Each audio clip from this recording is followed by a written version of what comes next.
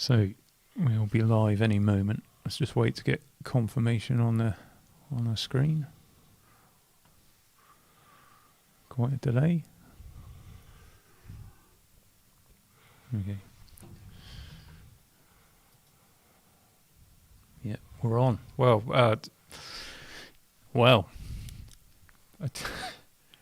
Pete. What the hell was that? Pete, can I apologise first of all, because you are at death's door and you've had to come in, and also to Tom, I'm apologising because we started work at 9 o'clock this morning, and this is ridiculous. The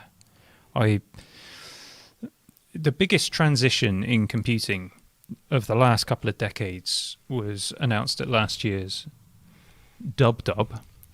That's what I like to call it. And it didn't even get a mention. Absolutely no mention of hardware at all, which, we know that WWDC is a developer conference. It's about software. We understand that. But we were expecting to hear about this enormous transition. And we've sat through, as you guys have, no doubt, an hour and 45 of Apple bigging up itself and talking about all the amazing innovations it's done. And there were some innovations. Yeah. As I said at the beginning of our preview, it's about software. And we were fully expecting loads of software stuff. But, as you said, we're in the middle of the biggest transition of architecture, which involves software, that we've seen for decades, probably. And there's not even a mention of it, let alone any hardware. Although I did call it, guys. I did say no hardware. I did say it. You did, but we were expecting to at least hear about the new M chips, the new Apple Silicon. So there we go. Well, we've... wow, that was boring. Thanks, Sven. That's excellent. Hopefully we can make up for the last hour and 45 minutes of your life by summing this up a lot more quickly than... That was... I'll tell you what, there was a point, honestly, where if you watch the preview, you'll know that we said we had a painter and decorator in today. So there was a point where I had to pop outside to watch what he'd done dry because it was more entertaining. There were a number of occasions where Craig or some product owner or director said, let's go over to insert name here to find out more about really dry thing here. It's like, no, let's not go over to that person. Let's just pretend we did and move on. No offense. I mean, I get there's a lot of really cool stuff in here. There is a lot of really cool stuff in here. And it is a software developer conference, but no... We're just a bit disappointed. Yeah. We're just a bit disappointed. Well, also... What did we like? The big thing as well that we were waiting for, or that I was waiting for, was Please sum it iPadOS. up. Please sum it up for me, because I seriously fell asleep. Thanks, Matt. You didn't miss anything, Matt, I'll be honest. Okay, let's just run through. First of all, starting with iOS. So they talked about all these amazing innovations that they've made to FaceTime, most of which already exist in other apps that are far superior to FaceTime. Yeah, so Apple have basically invented Zoom, which is good. To be fair, I mean, we are living in the COVID world now. Video conferencing is only going to go one way from now on. So actually, what they've done makes more sense, or makes sense. It would have been foolish of them not to try and improve FaceTime's video conferencing facilities, so they've done a good job on that. Yeah, I think so. So a couple of the key points that I picked out is that you can create a link to your FaceTime, and Android and Windows users can join in via the web browser. That's obviously something that's been missing. So yes, not as good as having a FaceTime app on Android. That would be better, but still, it's good. It's still end-to-end encrypted when they do that. And then we had all of these sharing features where you can share music, so listen and watch music together. Watch TV, that's what I meant. I assume that everyone's got to have the same subscription. I'm guessing that if you're an Apple Music subscriber, you can't then go and share music with someone who's not an Apple Music subscriber. Don't know the answer to that. And there's an API for developers to use. And my thoughts were similar to yours, Pete, that this is great for the pandemic, but I do worry, are we losing the human touch here? It's interesting you say that. There's a lot of things today where it felt to me like a bit of a dystopian future where it's like, oh, we can't be together, but that's okay. Let's make technology bring us together. And while that's great when we're in lockdown, when we need to protect ourselves from things, it doesn't substitute for all the good things in real life that we need. They talk in one of their health sections about reflection and mindfulness. Well, a lot of that comes from putting down the technology. Yes, I'm a geek, but I'm saying that. Going out into nature, spending time with your family, with your friends, and actually interacting with human beings. That's one of the best things you can do for your mental health. Yeah, I think that's hugely important. And I'm, as a parent of two teenage boys, and you're a parent as well, Pete, you'll have seen this, that through the pandemic, of course, they've not had as much interaction with their friends. And when they do get together, it takes them a little while to get going, doesn't it? They're losing the art of conversation and interaction, I think, is just being lost a little bit. Definitely.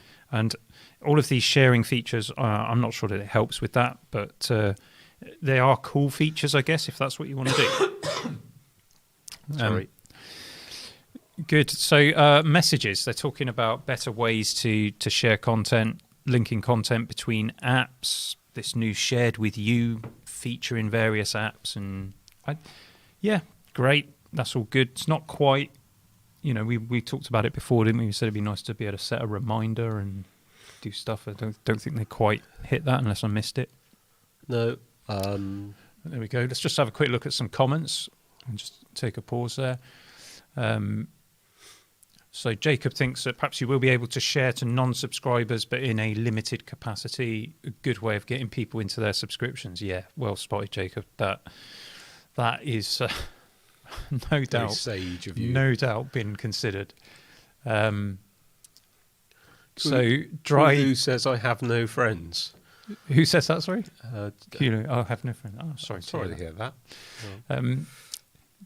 Somebody, Dry Dessert, they probably trolled the leakers. You've got to admit now, if they announce new Macs and CPUs, it can be unexpected. Yeah, I do agree. It's sort of this leak bomb business, isn't it, on YouTube? And I'm sure Apple are on top of all of that, taking some control back.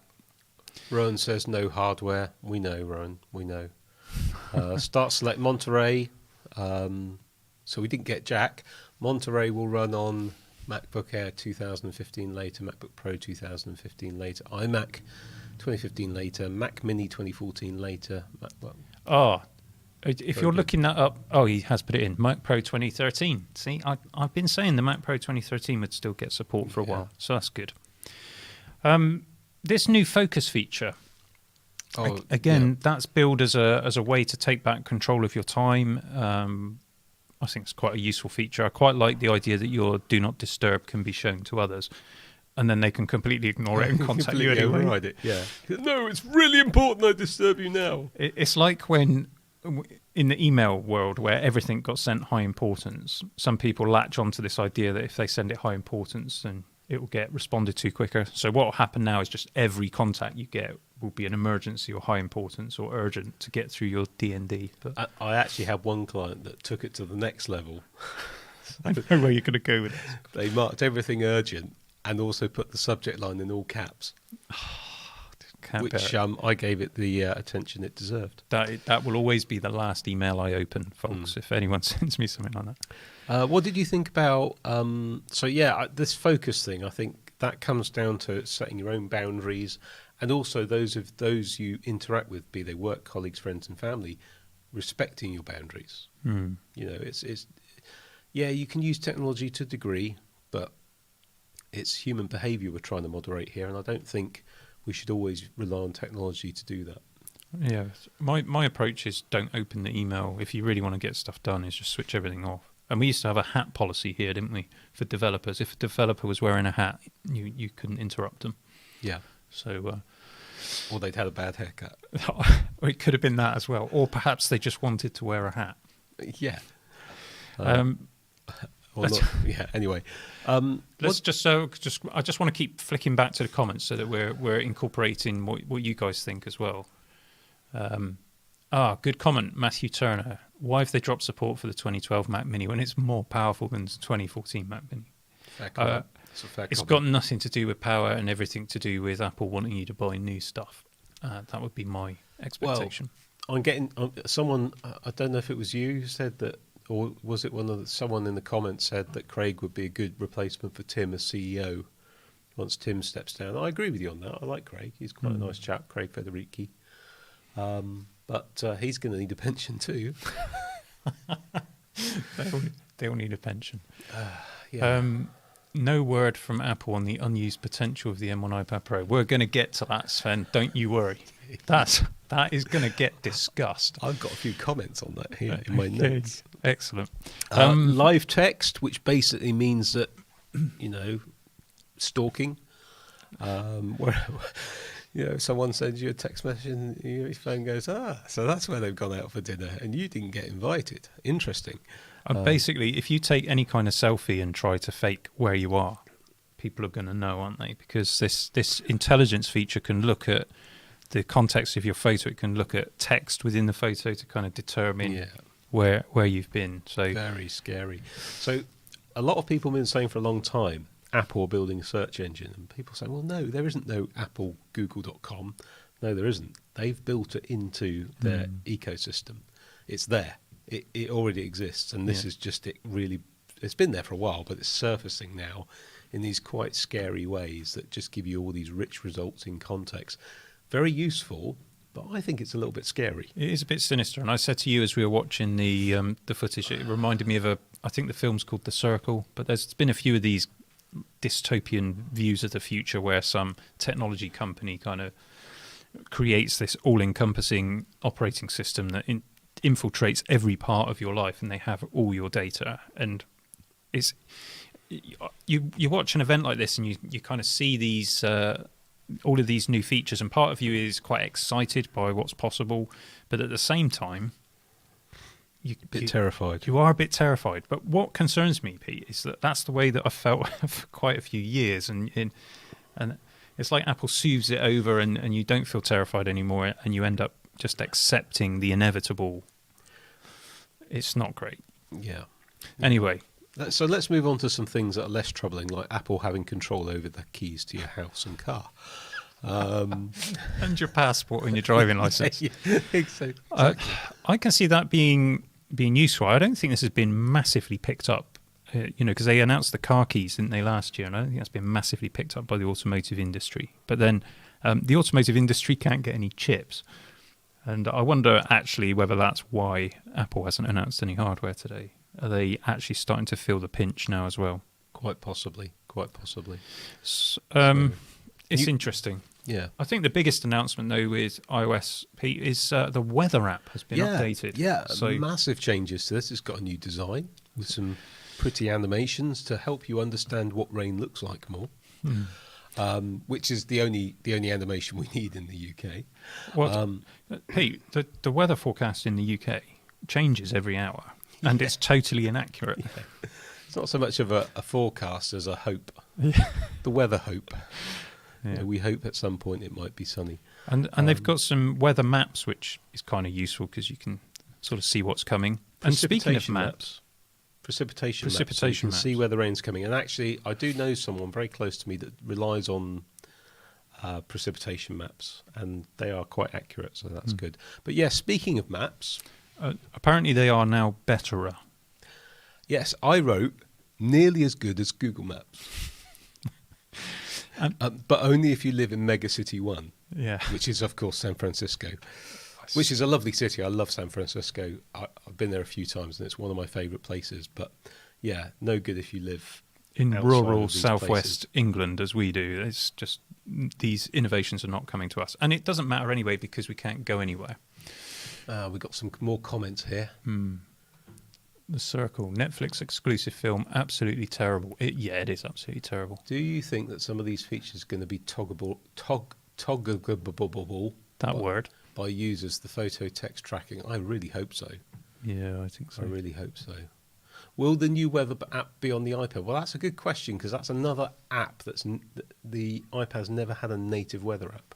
I don't use it. I'll be honest. I've purchased the Met Office app, which is what I use in the UK. So. Someone's Start Select says no, widgets only. So, yeah. And what have we got here? So Osama is rendering a video on a mid-2014 Mac. Took 9 hours. 9 hours. Ouch. What are you rendering? Yeah, on a 2014 Mac. I'm stuck between i9 or M1. What to purchase? It depends what you're rendering. If it's H.264 or H.265 footage, go with an M1 because they're optimized for it and they're very quick. If you're working with pro video codecs, you need a Mac with a decent GPU. Yeah, and that's what Ale Zuvic says. Check which apps you use. Make sure they're going to run properly on an M1. Yeah. Don't just buy it based on the specs. For sure. Rate event from 10. From 1 to 10, you mean? Is that Sala? Oh. Rate the event from 1 to 10. I give it a 3.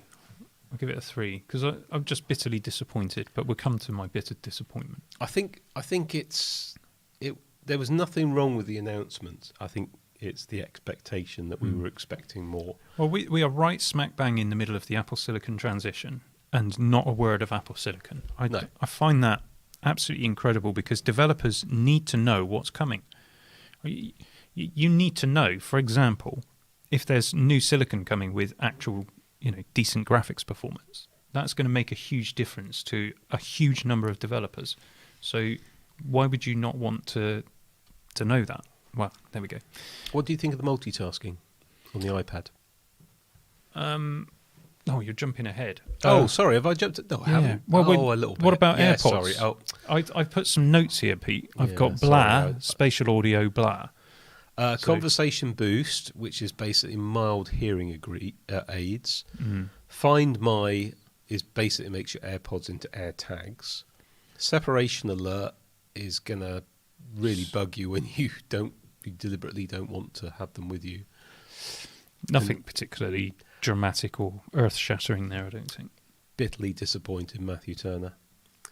Was it me, or was the presentation not as professional as last year? It was a bit cheesy, wasn't it? It felt very cheesy. It felt very classic Apple, actually. It felt almost like a parody of Apple marketing. I think it's a different style to what they'd use for one of their special events where they're releasing a headline product, because this is all about community and working with the developers, so they've got to come across as having a sense of humour. So I suspect that's why it felt that way. Jonas is saying even if he had no expectations, he'd think it was disappointing. No really useful new features from what I could hear. Did anyone find it a bit of a chug? Just a bit of a... It was. Even though I didn't think we were going to have hardware, it was just like, no. Yeah, it did go on a bit, didn't it? What about iPadOS? Let's talk about iPadOS. So we've got the new widgets. And how many times can you say widget? Widgety. I just kept saying widget far too many times. There's this new Find My Widget feature, which sounds like a euphemism. I've never heard it called that before. Basically, you've got better organisation of your screens, the sort of thing that Android and, dare I say it, Windows Phone did really well many years previously. So it doesn't really feel like a massive innovation there. But we'll take it. We'll take it. I think the Find My Widget works very well with the weather app when it tells you it's going to be really cold. Trust you to just drag the whole show down into the gutter. No one will get it. Multitasking. Now we know what that M1 in the iPad was for.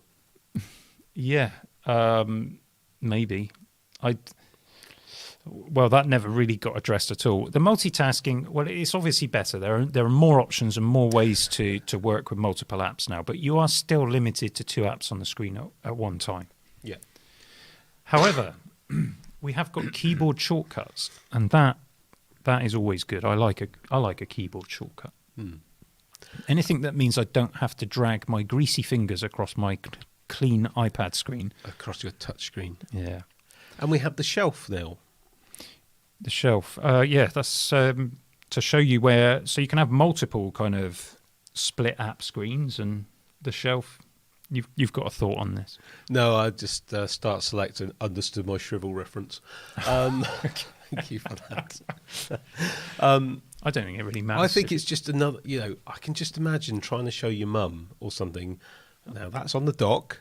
You put that on the shelf, and No, I didn't say you've been left on the shelf, Mum. You put that on the shelf, that kind of thing. Does, you know does what I mean? it does it feel like they're trying maybe just a little too hard to make an alternative to what was already perfected, frankly, in the 90s, which is a taskbar on the screen with your apps minimized to it?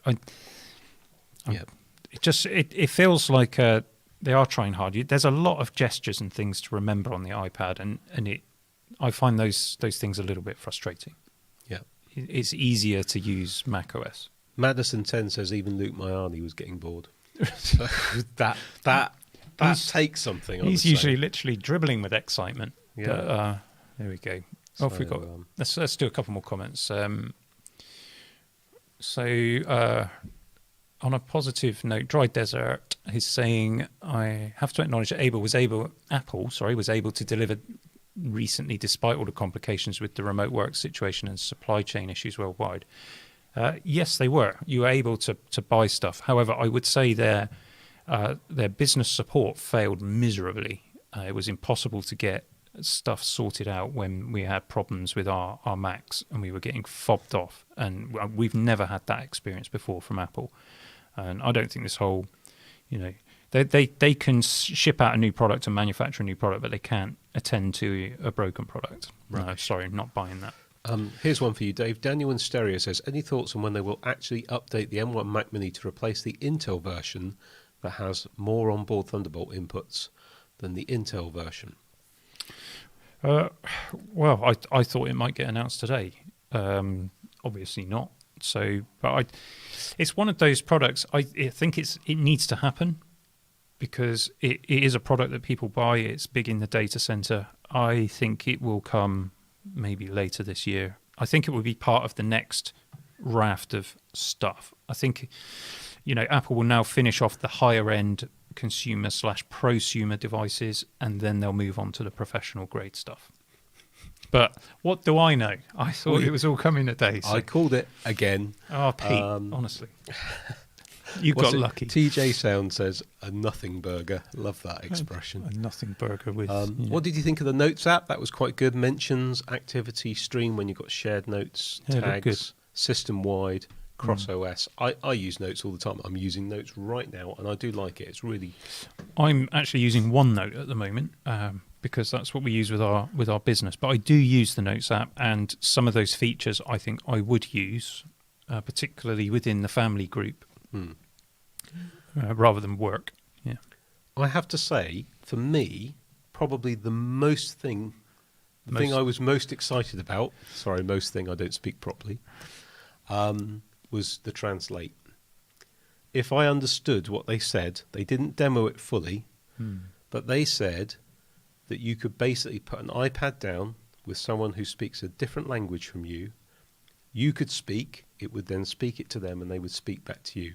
That, my friends, is the universal translator of Star Trek, and if that is what it is, we are now living in Star Trek land, and that is cool. Well, then I want to have my flying car. No flying cars in Star Trek. We have matter transporters, which was briefly mentioned under privacy. I be honest, I don't watch the Star Trek Wars, Pete. So I realise that is some kind of heresy for a geek to say that. But Star Trek, Star Wars. It's all the same thing. No, they're very it's basically different. the same thing. And I've tried watching the Star Wars. You fell asleep, didn't you? Twice. I've tried watching it twice, and I've fallen asleep twice. So for me, it's just, I don't watch it. I'm not interested. Apparently, I've had my balloon popped because this feature is already available in the Google Translate app. Makes sense. It does. Apple do like to make out like they've reinvented the world and just then basically take something someone else has done and copy it. Swift Playgrounds? This is cool. Now, I know before quite a few were saying they would like to see Xcode on the iPad. Well, you're not getting Xcode on the iPad, but expanding Swift Playgrounds so that you can actually make apps and actually publish them to the App Store. I will reserve judgment until I've had an opportunity to play with it. But I think it could be a very exciting feature. I think it's great. I think it's helping the next generation developers learn their craft, their trade. My 13-year-old son loves the iPad environment. He's coding on an iMac as well, but he loves this. And I think it might inspire ones just to go that extra bit further. Imagine being able to just write an app and then from the iPads publish it straight onto the store. Pretty amazing. That's cool. If I heard correctly as well, you can edit then in Xcode on the Mac. Let's just run to the comments a second. It's just everyone. Matthew Turner also fell asleep in the Star Trek Wars, so there we go. Excellent. But I think I've upset people by saying that, but there we go. I did sit through Hitchhiker's Guide to the Galaxy the other day. We've got balance because you're not into those things, and I'm very much a sort of a sci-fi buff. I really enjoy all that kind of stuff. So just like we have different views on many things, which give us the hatred that we have, and it's what you need from a. If we both like the same things, it wouldn't be very good. It would be boring, wouldn't it? So look, some massive misses here for me in the iPadOS update. Go on. All right, external display support. You've got the new iPad Pro has the Thunderbolt port. The iPad Air has got USB-C. They can connect to external displays, but all they can do is mirror those external displays, with the exception, I think, of things like LumaFusion, where you can have the preview running on the external display. Rather than the norm, isn't it? It's so frustrating. Even just for simple things, like I like to watch the bike racing. I quite often have it running on my iPad because I need to use a VPN, and then I just connect it up to my TV. But of course the aspect ratio is wrong, and then you've got to zoom on the TV, so you've got to faff about to make it look the way you want it to look, and it's still running on the iPad screen as well. So I just think it's such a simple thing to fix. Why can't we have an external display? If you've got your keyboard and trackpad attached, why can't you have a second screen that you can actually use? Because they don't want you to. No, I realise that. Any other misses on iPadOS? Massive miss is an update to the Files app. It's so frustrating. Anybody who's actually tried to work with Files on the iPad will know what I'm talking about. It's clumsy, clunky, and slow. It doesn't need to be like that. But we did discuss this recently, and we thought it might be a deliberate thing. Everything is a deliberate thing. I don't think Apple do anything by mistake. No. But we're very old school in that we come from an era when, like I said in a podcast we did a few weeks ago, I still catch myself saying directory sometimes as opposed to folder. And that seems to be a concept that. Well, I'll tell you a simple thing that I tried to do the other day. I write my scripts for my videos in OneNote. And what I usually do then is on my laptop, I'll copy and paste the text into a text editor, and I export a text file because that's what my auto cue prompter thing wants. And I have to sync it with Dropbox. Now, you'd think that you could take the text from OneNote, export it as a text file, and send it to Dropbox. Yeah. Well, it's a pain in the You tell me how to do it, because I couldn't figure it out. You can do it, but it is a pain to the bottom. Yeah. Anyway. In the bottom. The other biggest miss before you jump to the comments. That's what I've got to go to. Go on then. Go on then. Shapeshifter Boogie says, I am still a bit fuzzy on what the iCloud Plus is or what it does. I'll tell you what it does. It takes money from your bank account and pops it in Craig Federici's pension fund. We'll come to that in a minute. We will. We are working our way through. The biggest miss, of course, on iPadOS, they've announced the M1 chip. That was a huge announcement. They made a big deal about it. We've put an M1 chip in an iPad. Nothing at all then for the developers on how they can harness the enormous computing power that is now in an iPad. Yeah, it's pretty sucky, isn't it? Privacy. Privacy. Privacy. Depends where you are in the world. Can I sum this up in one sentence? Basically, Apple's saying, we know what you're doing, but we promise we won't tell anyone. Yeah, it's just between them and us. Yeah, but we don't know. We don't know. We obviously have a view on this. Okay, for starters, we've got email, no tracking, Safari, no tracking. Now, Pete and I, as most of you guys will know, run a digital agency. So we're trying to help customers market themselves online. We need these tools. Tracking is not something that's always sinister. It's actually really useful, and it helps small businesses expand and spend effectively and get results from their e-commerce and deliver a better experience to the customer. Yeah, there's so many times. I mean, where that kind of understanding of what it is you're looking for can help you discover new products, new services that you wouldn't have found before. Even on YouTube over the weekend, I've not been very well. So what do? You watch a few YouTube videos. I've discovered some great new channels on stuff that I didn't even realise I was that interested in, because YouTube was able to understand that from some of the tracking. I'd much rather have that than some random garbage suggested to me. So I think it's like these cookie laws that we have that completely degrade your website experience now, with boom, boom, boom, boom, all sorts of sliders and stuff like that before you can actually get to what you want. Everyone's saying, oh, we can't have these things, it's awful, it's a spy tracking pixel on your email. It's like, no, it's helping. My dad was a retail jeweler, yeah? And what he was very good at was getting to know his customers and understand them and understand what they wanted, what they liked. How is that any different in the digital world? It's not any different. The key here is being able to choose. It's giving people the choice. I want to share my data or I don't want to share my data, and that's the problem. Because people don't understand what the tracking is. It's just made out to be a really terrible thing. And in reality, it's not a really terrible thing. It's just... Well, it can be. I mean, there's a comment there from Tony saying tracking is always sinister. Sorry, we don't trust you. I don't know if that's tongue-in-cheek. And it may well be. But, yeah, it can be sinister. But that doesn't mean it's always sinister. No.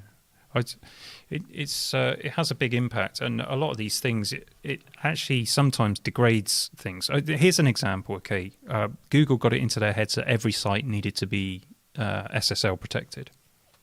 So suddenly secure certificates became a mandatory thing. You remember this? Right? Otherwise your site wouldn't do well on the search engine, and you get all these warnings come up. And what that prompted then was a proliferation of free certificates. So in the old days, I will keep this short, but in the old days you had to prove who you were as an organization in order to get the certificate. You would get vetted and verified. Now anybody at all can go and get a secure certificate, and your browser is going to go ding and show you the green tick like that's a brilliant thing. It's not a brilliant thing. It actually degraded security on the web. Agreed. Agreed. Right. 2 comments I need to respond to. First of all, Rustless Turf, you keep asking, need a video regarding if M1 is worth it in 2021. I can't wait much longer. I think we've already covered that in a number of videos. But in very quickly in summary, if you can't wait much longer, then get yourself, and the M1 meets your needs in terms of spec and the apps that you're going to be running, get yourself an M1.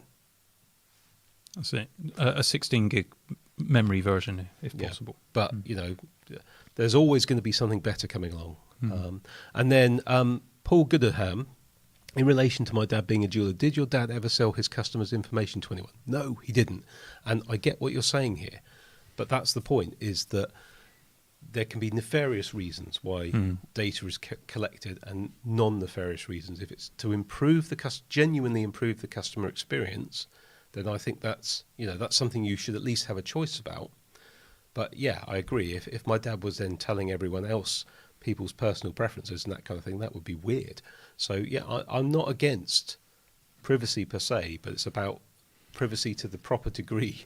I'd rather websites show me relevant results. I'd rather YouTube show me relevant results, but I don't want my data going elsewhere. So, I get your point. We none of us wants that. We just want the choice and better education for the consumer. There's tracking and there's tracking at the end of the day. And yet it's all treated as one thing. And here's the key point that I want to take out of all of this, and that is that the tracking, the things that Apple are talking about not wanting to do, is exactly what Apple is doing with all of its apps. It gathers your data and your usage from all of its different apps, and so it can consolidate all of that to provide you with a more customized experience. So Apple themselves are tracking everything, and they do that. They say they can do that in a secure way where your data's not going anywhere, and I believe that is the case. But they're doing it. So there's an example of tracking being a good thing. And half the features they announced today rely on Apple watching what you're doing and looking at your preferences and everything else. So for them to just then go, no, this is nefarious when once you go over to a third party that isn't Apple, suddenly the tracking's really bad. I think that's hypocritical. And I think they could just do a better job of educating the consumer. Give the user the choice. I want to share my data or I don't want to share my data. And in order to make that choice, give them the information they need. That I think is where we're at with it. Yeah, I think that's fair. Maybe something for another podcast another day, along with the privacy and the tracking. I think is something we can talk about further, maybe, because there seems to be a lot of views on it, which is understandable. Well, a lot of people use Apple because of they want the privacy, and which I totally get. I really do. Yeah. Siri now processed on device. I think that's great news, and it's revolutionary. Why didn't anyone else think of that before now? I can remember on my Windows phone, so we are going back a little bit here. I can remember on my Windows phone, you could dictate a text message to Cortana, even if you had no internet, and it would recognise and wait until you had internet and then send the text message. But this is only just coming. But of course, Apple have revolutionised this, and it's all about privacy. Yeah. I mean, it makes it quicker. You can use Siri to turn on your torch without the internet, or flashlight, as Siri likes to call it. I think that's because that's how Americans call it. I think they would see a torch as like a burning stick. Apologies. We don't walk around with burning sticks over here. Just pitchforks. So iCloud. Really quickly, because I realise there's still loads to get through, because we don't want to end up and quite a few boring comments everyone as well. Quite a few comments. Do we want to do some comments first then? Let's just have a look. Start Select says SF Symbols 3 announced 600 new icons. Wow, that's good. Yeah, I like SF Symbols as well. Excellent. How do you know who to trust? Bloomylicious says, well, yeah. Good question. That is a good question. I think what we were referring to, I mean, our clients are honest businesses with, selling products in the local area in a lot of cases, so you would know how to trust them. But yeah.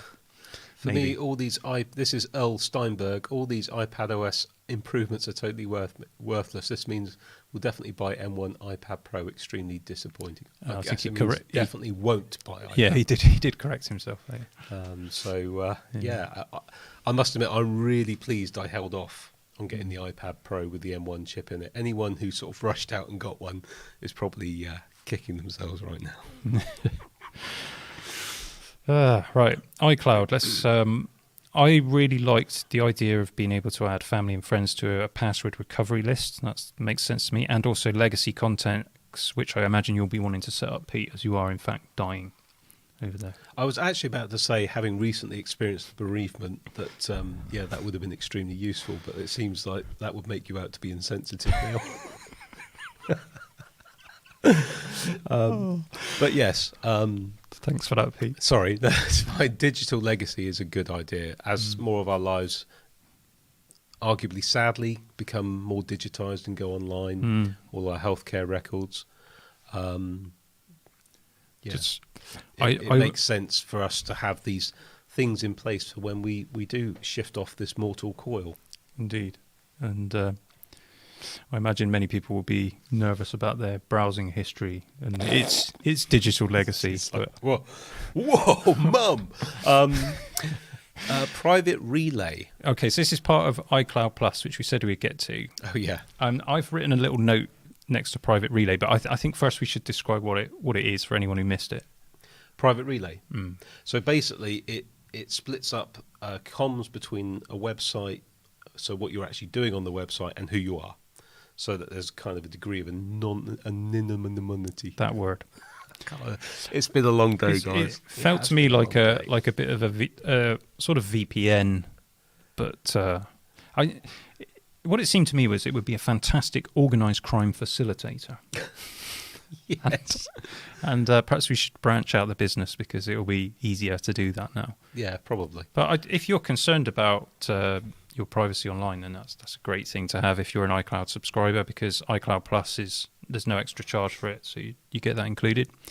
I really like the idea of the hide my email feature. Yes, that is where brilliant. You can create random addresses and then delete them again afterwards. Fantastic. Mike says Apple is saving iPad external monitor support for subscription service next year.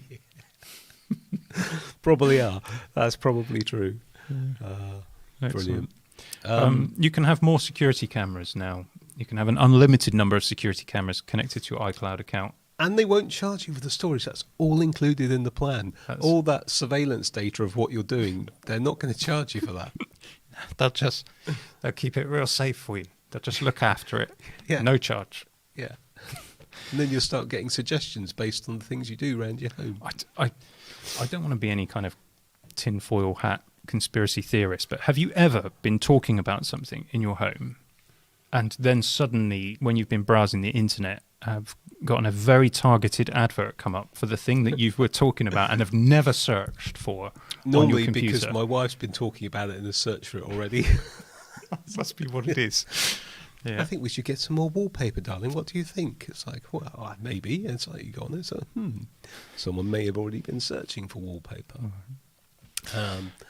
There's Apple are really concerned with our health, Pete, it would seem. I got to be honest, I switched off during this section, but I did wonder, if Apple are so concerned about our health, why did they release the new iMac without any height adjustment? That's a good question. Although, they have the ability to... someone's just saying, Blue Militia says, I feel like you should be saying nudge, nudge, wink, wink for half of this. Yes, we are extremely sarcastic. It's the British way, and it's also particularly our way. So everything you hear, pinch of salt. Yeah, we quite facetious. We love Apple products. Let me clarify that. We love some Apple products, but we're not fans of Apple, the corporation, and the way it behaves and the way it markets itself as well. It's like, we've reinvented breathing. It's like, shut up. They just. But there are now helpful videos if you don't know how to sit down. And an app on telling you if you're walking wonky. Well, if you are prone to walking wonky, then that might be a good thing. It might be. Look, we shouldn't mock it, because I think some of the steps that Apple have taken with the Health app will genuinely benefit a lot of people and help them. I have to say, my family have benefited from some of the tracking and the full prevention and full tracking. So, yeah, again, a lot of sarcasm, but we don't mean all of it. No. A lot of those features that they're talking about as well, sharing your medical data with your doctor and all of that sort of thing, a lot of that just doesn't exist in the UK. A lot of these features that get spoken about, they don't exist. Seem to be very US-centric, and that's understandable. Apple are a US-based company, but I'd be interested for those who are around the world watching this, what's your take? It does seem to be, if you live in certain areas and if your healthcare provider insurance allows you, then you might benefit from some of these things, but maybe not all of them. There was some WatchOS stuff. I think that's the point where I refuse to exist anymore. Well, let me update you, because I think you did walk out at that point, didn't you? Walk out's probably a strong word. Stormed out is probably more accurate. I'm not sure that I need the update, Pete, but is anybody bothered about WatchOS? Do you know what? The one thing that sounded really cool in WatchOS, they didn't tell us about, which is next hour precipitation. Excellent. I've got a next hour precipitation device. It's called my Eyes. I look up to the sky and I can see the clouds coming, and I realise it's going to rain in the next hour or so. I like my Apple Watch. I use it all the time. I haven't got it on today because it needs charging. But it's just... They can be really useful. I get irritated by mine because every time I wash my hands, it seems incapable of detecting that I'm washing my hands. So I'm sat there with my hands under boiling water for 40 seconds or more, waiting for it to detect that I'm doing it and tick down. And in the end, I get fed up, and it gives me the little lecture on screen about the fact that I haven't washed my hands enough. So there are some great things about Apple Watch, but there are also some frustrations with it. Espresso Mechanic says, I feel exactly the same about Apple. Love their laptops, don't like them at all as a company. Yeah. That's good. Emma Bentley said, give that man a star. Well said. Don't know. Which man and who and what said? Look on the bright side, Pete. It was one or other of us, and it was something what we said. Well, hopefully. Yeah, maybe. Unless you are responding to something in the comments. Do we talk about the home stuff? It's not really what my channel's about. If you One thing, I'm Go just going to say, tap your keys and just like that, you're in your home. It's like, no, not just like that. You've got to go out and invest in smart locks and integrated this and powered that and then get someone to install it. It's not just like this, is it? No, it's not. I suspect if you wanted to kit out your home with all of these smart home stuff that they feature, it would be a significant investment. But then that seems to be the way these days with anything Apple. Mac OS, the new name is... Oh, sorry, you want me to announce that? Yeah. Monterey. Monterey. Which is neither good nor bad. I mean, They didn't confirm whether it was going to be called Mac OS 12, though, did they? yeah, it'd be interesting to see what the version numbers are, because they're going to have to version number it, one would think. So there was a pretty cool feature. Now, anybody who's got the Logitech MX series, the expensive keyboard and mouse, will know that you can use it to move your mouse pointer from one computer to another, and that is a very cool feature. But now this has just been brought to both Mac and iPad, so you can... I think that's just fantastic. Definitely improves things, possibly means that you don't have to go out and spend an eye-watering sum of money on the Apple Magic Keyboard for your iPad. This is the universal control you're talking Universal about. control, yeah. Yeah. There were a couple of other things from the Mac OS part of the keynote that I wrote it down. The term, it's now become truly magical. Oh, it makes you want to vomit. And stuff from the stuffs in the OSs on the other OSs. Excellent. Oh, and AirPlay to Mac, about flipping time. That's Yeah, a too really right. useful thing. Do you know, it's one of the biggest questions I've been asked by people who have old iMacs. It's like, can I use this amazing screen in my iMac, even if I'm not fussed about the computer anymore, as a display? And the answer is, well, it depends which iMac you've got. But generally speaking, no, not really. And yeah, this is a nice thing to have. AirPlay to Mac might help you keep one of those older devices running a bit longer, or just generally really useful to be able to cast something up onto an iMac screen. Yeah. Brilliant. Well done, Apple. It was worth an hour and 45 minutes to find out. Shortcuts. I've written a few things I've used Automator for a few things. I've never used shortcuts. My boys use shortcuts mainly to spam each other and do all sorts of other evil things. But I'd be really interested to know, what did everyone think of the new Safari? Yeah. Well, let's do some comments whilst we wait for people to catch up and Tell us what they think. So Nun says, you in UK has 80% ecosystem. Here in Poland I pay more and Apple don't care at all. Yeah, that does suck. I was quite surprised actually by the number of countries that were shown as not having stuff yet. No. And we naively assume, I suppose, that it's fairly global, but obviously it's not. What else have we got? You compare HomePod Mini with Apple TV, John says. Yes, that was actually quite useful. Quite good. Yeah. Because I think that the sound on the HomePod Minis is meant to be quite good, isn't it? I have been thinking about getting one. Interesting. Tom's just hoping that macOS will get better wallpapers this year. Well, yeah, I'm with you on that. New Safari looks cool. Yeah. The old Mac you have, Matthew Turner says, the old Mac you have laying around probably won't get the new Mac OS update to allow AirPlay to Mac. Yeah, fair point. Fair point.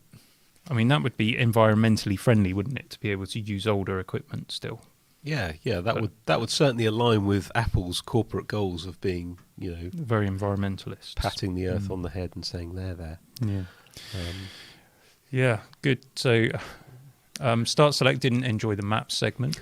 No, you really didn't. Same 7 cities as last year, get even better map. Yeah, absolutely. And if you're outside of there, you use Google Maps like everyone else, don't you, I suppose? It's true, though. I know San Francisco better than I do London because I suppose it is smaller, but because it's so well mapped. But then London is one of the cities. Yeah, but San Francisco's nicer. Well, I've said it. UK people will relate to this, that, you go to the US and everyone asks you where you live in relation to London and, and then do you know so-and-so? So, But the thing is, the US is such a vast country Yeah. compared to the UK that it is. even we're like maybe 2.5 hours away from London, but in the US that's nothing. That is it's just your neighbouring city. Yeah, that's true. So it's Yeah, I didn't mean interesting. anything by that. All I've met in the US when I've travelled there is lovely people, apart from the one that mugged me. But everyone else was lovely. Yeah, most muggers are unpleasant. I've found not all. Some can be quite polite, but it depends what sort of day they've had. So Safari, we were going to talk about it. A redesigned UI, and it's all focused around getting more tabs open and putting tabs into groups. Now, as someone who sort of gets slightly nervous and itchy when I have more than, say, 5 tabs open, this might work for me. But I'm always going to be aware that those tabs are open, and I do struggle with that. Yeah, When it was a bit of a revelation when we did the SSD stuff, wasn't it? And someone said, I have hundreds of 3 to tabs the open. nth million tabs open on my, and I need them all. And I had to go and sit in a dark cupboard just to recover from that. I actually revelation. caught myself doing it the other day. I had loads of tabs open. It was very unusual for me, but now that I've got an M1, it can manage it. Excellent. So these tab groups also synchronize Yes. across your iPad and also to the iPhone, where they introduced this interesting thumb gesture. And again, I refer back to Apple's concern for our health, because there's going to be some serious RSI Did anyone injuries. think on that gesture where you had the phone doing the thumbs there? I think that was an animated thumb. I don't think that was a real human thumb, for various reasons, which I'm not going into on this. But it was weird. It was like it was very strange. Excellent. Let's do some comments. Bloomylicious has just made me smile because, yes, I do live in the UK. Birmingham, yes, just next to London, and I do know the Queen, yes. Yeah, we all do, don't we? I mean, we go down for cucumber sandwiches. But then, Bloomylicious, you've said you're a big fan of Firefox as well. So, really? Okay, Why fair not? enough. Why not? It's better than Oh. Chrome. Well, I say it's better than Chrome. It uses less memory than Chrome. I nearly used a really off-colour reference there to describe what it's better than, but I'm not going to. Yeah, let's just move on from that. Let's. In the Netherlands, we still don't have Siri on Apple TV, Shapeshifter Boogie says. Oh, wow. Okay. Chrome You're has not this missing feature much. already. That's the grouped tabs, yes. Yeah. Thank you, Matthew. I use it on Chrome occasionally. It's good. Yeah, and web extensions are coming to the mobile devices, so that's great. Then we moved on into the developer resources. I know we did have some developers watching our preview, so let us know how excited you were by this. Obviously, the main cut and thrust of the developer information comes over the next week, but they did talk about lots of new APIs to access all of these new features that they've been talking about. Which is good, because sometimes Apple are a little bit stingy in giving out the new API toys, Are they? apparently. Okay, good. Well, it's good to have that, and it means that third-party developers can tap into these new functions. Something that really caught my eye is that object capture, and I think you were changing the battery on a camera at the time, but essentially you can just take photos, walk around an object, taking photos, and you can then turn those photos into photorealistic 3D objects. Thumbs. You could take photos of a thumb and make and then a 3D animate it thumb. and make it look really lifelike. I do feel that one of our neighbours here has basically got a company making 3D models for people and for adverts and things like that, and I don't expect he's going to be too chipper to see that happening. No, but this is one of those things we've talked about before, like with all the AI camera gubbins on the new iPhone 12 and that kind of thing, about does it take away creativity? And I think it's a time saver, it's an efficiency saver. There's still creativity, there's still art involved in getting something right. So I can see it just being a shift in where the emphasis is placed on the creative. Fair enough. What did you think about the Xcode Cloud? I thought that was really cool. So compiling your app can take a bit of time, and when you're using Xcode to develop apps, you need a fairly powerful Mac to run it well. Yep. That's generally been our experience. So being able to offload compilation to computers in the cloud, that makes a lot of sense to me. Better team working, the testing. Yes, testing was really good. Testing on multiple devices, all simulated through the cloud. But the thing that they said that the beta would be free, and then they said it would be available next year generally, and pricing and availability would be announced. Now, just Xcode has always been free. Yes, you pay to join the Apple Developer Program and you pay an annual fee for that, but Xcode itself and all of the tools have always been free. So this compilation in the cloud is clearly not going to be free. So no, and that would put it in direct competition with some of the other testing lab software out there that does similar things like Browser Stack and that kind of thing. Certainly for those devices. So we'll have to wait and see. Yeah. There was one other thing that I think was worth mentioning, and that is that they've improved the concurrency features of the Swift language. And just in layman's terms, it means that it will make it easier for developers to make use of multi-core, exactly like we've got with the M1. So that's potentially good news for the things like the iPad. If you've got more apps that are actually properly programmed, a lot of users won't realize that developers need to actively code their software in order to take advantage of all of the power of your CPU. A lot of people are looking at benchmark results, which are designed to do that, and then they gauge, or judge these two machines against each other. But in reality, if your app hasn't been developed to make the most of the hardware, you're not going to get it. Yeah.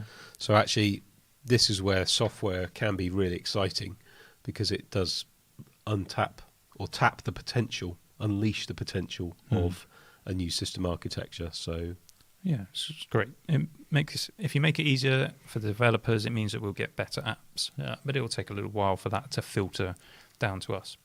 Really nice comment there from, I think it's Duarte Estelita. I've been listening to you for maybe 20 minutes, and I already know. I thought you were going to say I'm turning off, but this is one of those channels to keep, which is very nice. Oh, thank you. Say. John Dauphine says, surprised concurrency wasn't already in Swift. I think it was, but I think it required more work and thinking to do. What I think Apple have done is packaged up a lot of the methods and functions and approach to make it just kind of almost baked in. Just made it easier, basically. Yeah. Doc number 27 says Xcode in the cloud consumes compute. It's not reasonable to expect it to be free. No, that's fair enough. That is fair enough. Devon Gann said, did I miss the part where they commented on Apple's new VPN? Yeah, possibly. You did. Yeah. And so instead of, Start Select says, instead of giving users more free iCloud storage, Apple are letting folks have unlimited space for a backup of the old device if they've got a new iPhone in the setup process. That's cool. That's good to know. Probably already talked about, Kevin says, but boo, no MacBook Pro. Yeah, let's just... Should we start heading towards some kind of summary, do you think? I think we need to. Massive disappointment. I think a huge number of people are going to be disappointed today with WWDC. And I think a lot of that, and I guess we need to take responsibility for this as well, is YouTube channels. YouTube channels have obviously bigged up WWDC. And the reason why is because of what happened last year. And because of the announcement of Apple Silicon, it's such an enormous thing, it's reasonable to have expected that Apple would have actually spoken about it. They didn't even I didn't hear the term Apple Silicon once. No, I don't think they used it. No. Correct us if we're wrong, but I don't think they used it. No, very, very scant mentions of that. Nothing at all. A bit of a tease as well when Craig Federighi walked right through the lab. I know, you got excited at that point. OS. I woke up for a minute. Yeah. Huge disappointment. I'm sure lots of you guys are disappointed. Yeah, Matt Bell saying summary. I hope that's referring to a summary of Apple's event, not us. And Deepak Murthy says the same thing. Summary boring. Yeah. I was saving my shekels for the M1 MacBook Pro. Well, it may yet arrive. I think the funny thing is about Dub. Where's that come from? I have no idea. Anyone else heard that before? Are they trying to shoehorn that in? Anyway, June suddenly turns into, this is quite depressing, but suddenly turns into fall or autumn, and suddenly you have another Apple event where stuff gets announced. It happens very quickly. We get to the longest day on the 21st here in the UK, and then suddenly it's all downhill from there into the misery and the heart-destroying soul of winter. But along with that comes potential new Apple devices, so you may not have long to wait. No, it is coming, obviously. I think the global shortage has to be affecting Apple. They probably managed okay the first time round because they would have already pre-booked a huge amount of capacity with TSMC. Would they have looked far enough ahead and expected us to still be in this situation at this point in time, to have booked a load more capacity with TSMC, particularly when you've got competition there from other vendors as well who need that foundry. So Deepak Murphy says John Prosser will shave his eyebrows. For those who don't know, John Prosser is a well-known leak bomber of Apple goodies, and he's about 50% right, and therefore people think he's always right. I hesitate to say this, but I do wonder whether people just make guesses, and if they happen to be right, then crow about it and claim that they've got some special inside knowledge. Thank you very much. But, we try to make predictions based on what we think is common sense, but we always know that Apple will just do Apple, won't they? They'll do whatever they want. Of course they will. So, who knows? Could even be... Flub 2021. Brilliant. Could even be next week, there could be another Apple event with a load of new products. I have absolutely no knowledge of any such thing taking place, but there you go, I've said it, so if it happens now, I shall be the next John Prosser. Leak bomber. Leak bomber. Can I ask everyone a question, because obviously we're talking on the main channel here, and we do a lot of our talking on the podcast channel. If you've not subscribed to that, you might enjoy it if you've enjoyed tonight. Have you enjoyed the live stream, and would you like to see more live streaming on the main channel? Don't know about what, because obviously these events actually based on tonight's event, we can probably do something more enjoyable. There is a Windows event coming up which might be quite interesting, but I suspect many people would be less interested in that, judging by how my PC videos typically do on the channel. But it is exciting. A new look to Windows. That could be a good thing. So John does have some insider info. His AirTag render was 1:1. Says start select. Yeah, we're only joshing. I'm sure he does have some sort of information. Sven says yes with 3 exclamation marks, Pete. I'd say that's success in anyone's book. Many yeses are suddenly coming in. So thanks so much, guys. That's really good. That makes it worthwhile. Having to sit through an hour and 3/4 of we've reinvented magic and breathing and life is much better with Apple. Actually, you guys sticking around. I mean, we've had over 200 people on this live stream. That's really cool. Thanks so much. These comments coming in. Just lovely. I have to say, we've seen a lot of familiar names and folks who've been subscribed right from the early days of the channel. We really appreciate it. We love interacting with you guys as we regularly do on the podcast and in the comments section. You make it really special, and it's what keeps us going, really, because we don't earn any money from doing this. I think that's important to say. Yeah. We do this out of the goodness of our heart and for the love of it and for the love of each other. At least some of those things were true. Adam's even interested in possibly a Windows event. I don't know. We might make it interesting, especially if we put some kind of sort of clickbaity title in it, like Windows destroys Apple or something like that. Then everyone will watch.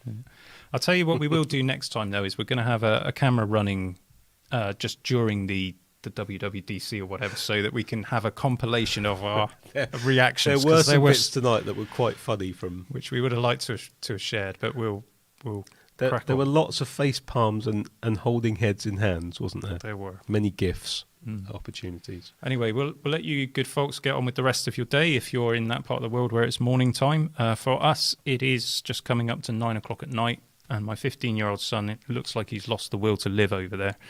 So I do want to give Tom a bit of a shout out, though, and he probably won't stand up and put his face on camera. No, he's shaking his head. But he's sat there tonight, and he's been switching the camera angles and doing stuff for us. And Tom always helps. He's the one who edits the podcast, and he does a lot of editing for the main channel as well, which helps me out because I'm hugely busy. So thank you, Tom.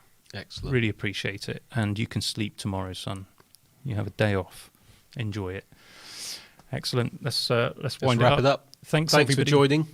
Lovely. And we'll see you maybe next week for a podcast, hopefully. So if you want to watch the podcast, by the way, youtube.com/The Constant Geekery Podcast.